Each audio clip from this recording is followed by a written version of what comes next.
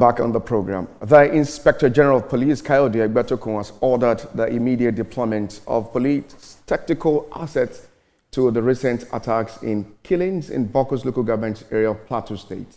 Now, according to the police, these resources are deployed to conduct special operations in areas as well as surrounding communities to restore peace and order, as well as bring perpetrators to justice. Now, joining us for this conversation is a retired Bishop, Anglican Communion Just Diocese, Most Reverend Benjamin Kwashi.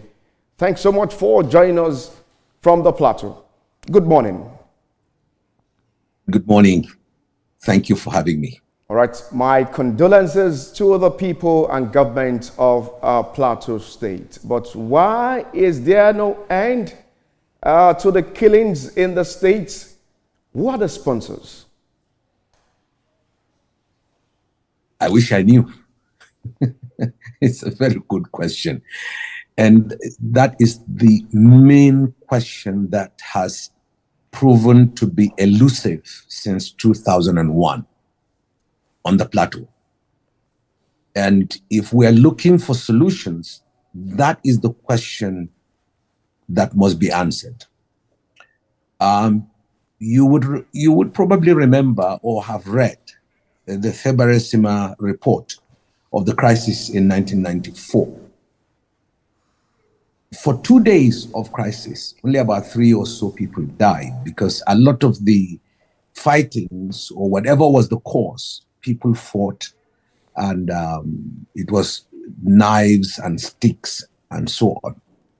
But from 2001, the dynamics changed. It became solidly weaponized. By the time of Dogonahawa, in a space of less than 48 hours, the estimate number of the dead was over 500. The village was wiped out. Villages were wiped out. And consequently, by the time it got to Riom, Gashish, and Mangu, and Bokos, and Southern Plateau, we're counting in hundreds of deaths, which shows clearly that there is a use of weapons. There is a use of very, very sophisticated tactical operations that targets people usually in their sleep. And the style of the murder itself leaves a lot to be desired. Because in most cases, they will shoot guns in the middle of the night, in the air, and people will rush out in panic and they will be slaughtered. I mean, the pictures are gory. So if you look at how it has progressed and the way in which it has come to be now, with some villages all wiped out and renamed and new settlers settled in, that tells you that there are some sponsors. It's quite pathetic that we're experiencing this on the Plateau. I know Jos very well, from Bukuru to Riom to Dilimi to Nasarawa. The home of peace and tourism has become a place where residents cannot sleep with their 2 eyes closed. What is the way out? Is spiritual solution the way out at this time, talking from your point of view as a reverend? It is. There is no doubt that there is a need for a spiritual solution. But can we focus on the practical solution? At the time of President Obasanjo 2001 crisis, I said what I'm now going to say. I said that if justice is not provided by government and the law is weakened, then there's nothing spirituality can do. Even Habakkuk in the Bible said very clearly that the first casualty of any nation is the weakness of the law, which is what happened to them at that time. And it's the same thing that happens to any nation. Once the law is weakened, just forget about building a family or a nation or even spirituality. Because at that time, people were arrested. We've not heard anything. And it would seem that the rise in criminality has hidden also in the guise of religion and a particular ethnic group.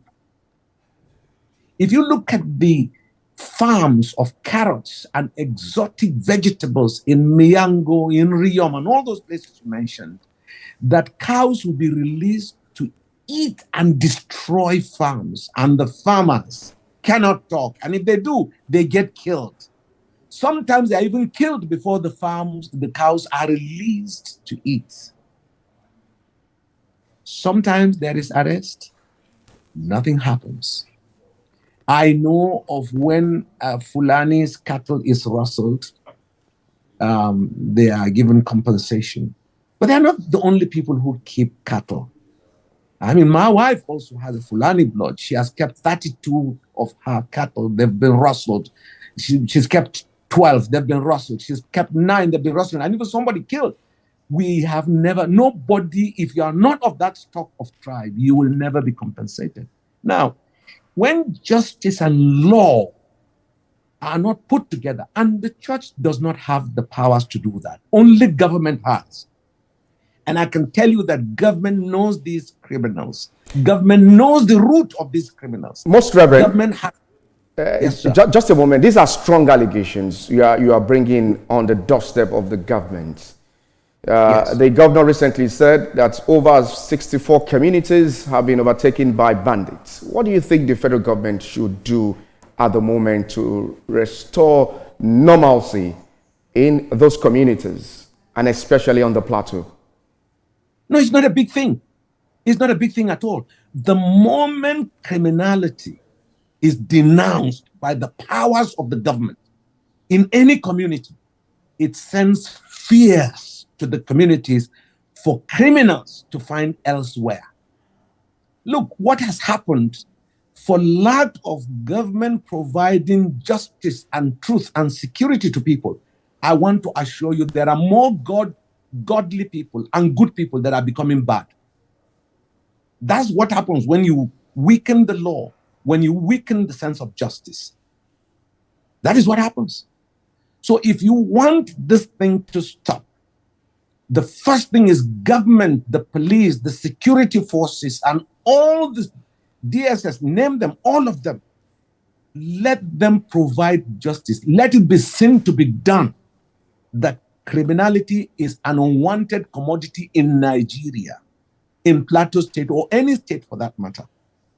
And unless that is done, my generation, those of us who grew up in the 60s in this city of Jos, those of us who love one and we know ourselves, the Hausa, the Ijos, the Isokos, the Urobos, the Yorubas, the soccer players, the basketball, all from various tribes that have built Jos City.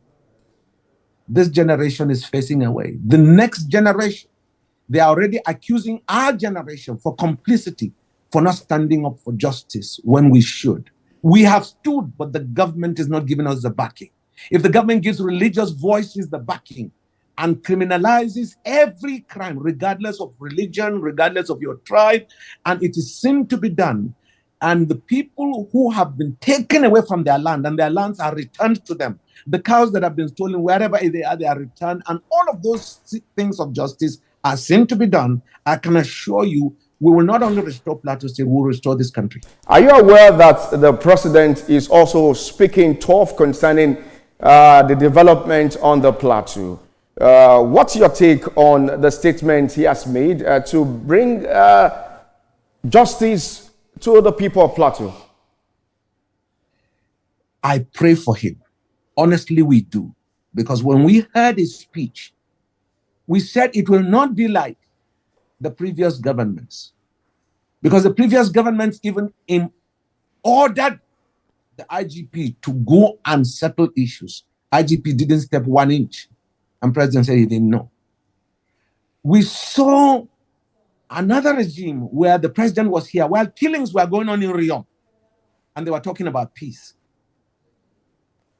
I pray for President Tinubu that in his time, with the strides he's making economically, that the next thing he must pursue is peace and justice for the people, not only of Plateau, but especially of Plateau for now, because we've been guinea pigs since 2001. Since 2001.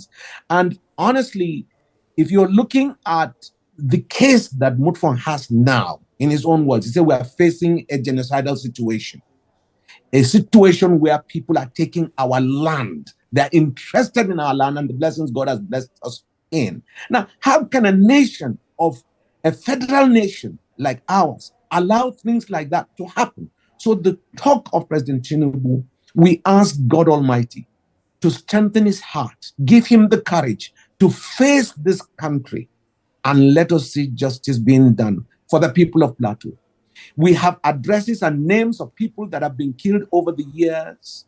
And if you want a tally of number, this is clearly a case of ethnic cleansing and genocide. Well, it's quite pathetic at the moment, and I hope that the government is also listening at this time to ensure that justice is done to the people of Plateau. You've been a victim of the attack for more than 2 times, and some think that the bandits are targeting you.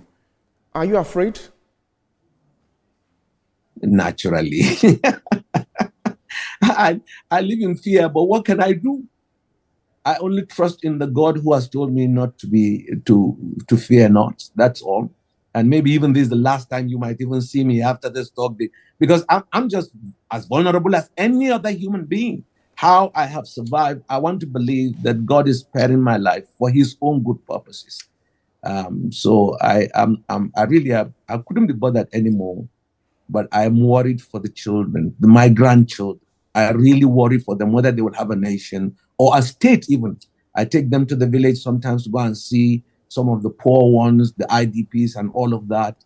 And I don't know what the future holds for the people of Plateau when I look at children under 10 nowadays. Mark you, many of them are out of school. The number of orphans is uncountable, honestly. I used to keep data from the IDP camps when I was bishop.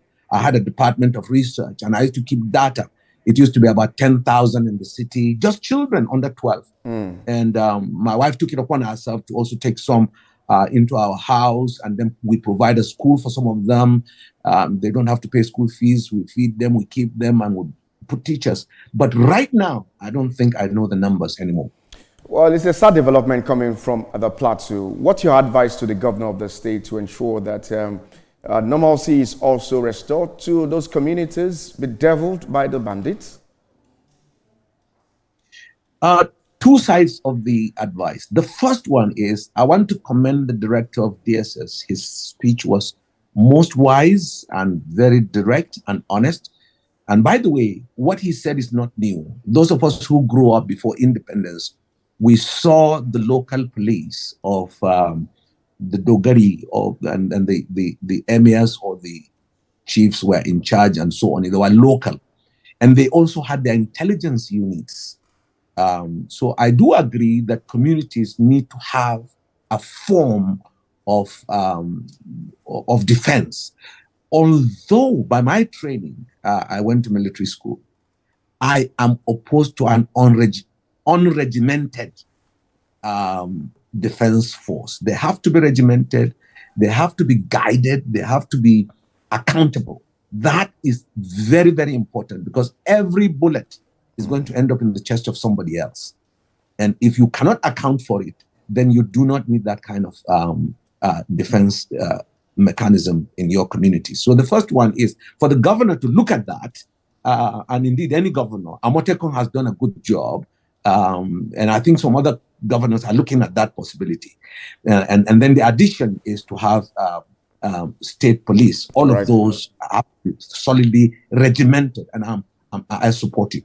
But our governor is a fine gentleman. He's a lawyer. What he does need is to be courageous. Let his word count. Because at this time, he's not talking easy about the crimes and criminality that's going on in Plateau. He needs to be supported by the IGP, by the Chief of Defense, and all other security forces. He needs that support, because every governor is supposed to be chief security, but they don't have the control. So they need the support from the federal. We hope that peace will absolutely get back to Jos. Let me be a bit personal at this time before we let you go, because time will not permit us to move further on the program. But in June 2021, you resumed duty after a divine healing of stage 4 cancer. Tell us your experience and how you survived this. Is this not a miracle that you are still alive 4 years after the healing? Well, 2 years after that, I got another stage 4 liver cancer as well. So the miracle is huge. And I want to encourage Nigerians, everybody, Christians, Muslims, and anybody else, listen carefully. Cancer will kill, but cancer does not have to kill anybody. The problem with cancer is the fear of cancer. You don't have to fear it. Just like you asked me whether I'm afraid I'm going to be killed. Actually, the attempts on my life is more than 2, but God has spared me. So in the same way, God has spared me with cancer. I want to encourage anybody and family members who have people going through with cancer, please encourage them not to be afraid.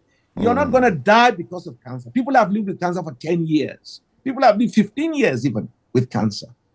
So the first thing is don't be afraid. Number 2, we are Nigerians.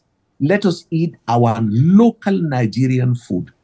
Ewedu, begidi, amala, dawa, tuwo, miyan kuka. I hope you also take that a lot, because I also like the miyan kuka.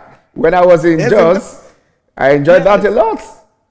That's the secret of apparently I did not know. And we went for treatment in the US, and poor girl, my wife, she's a local girl. She's always that who she has always been, and that's how we went. And our caregiver looked at what do you give him, and she said this Nigerian food. She said, please give him that. Don't worry about American food. We just have to go now. Retired Bishop Anglican Diocese, Jos Diocese, Most Reverend Benjamin Kwashi. Thanks so much for joining us on the program this morning. God bless you. And we hope to have you some other time. It will be my pleasure, and I'll be grateful. Thank you, and God bless. All right. Thank you so much.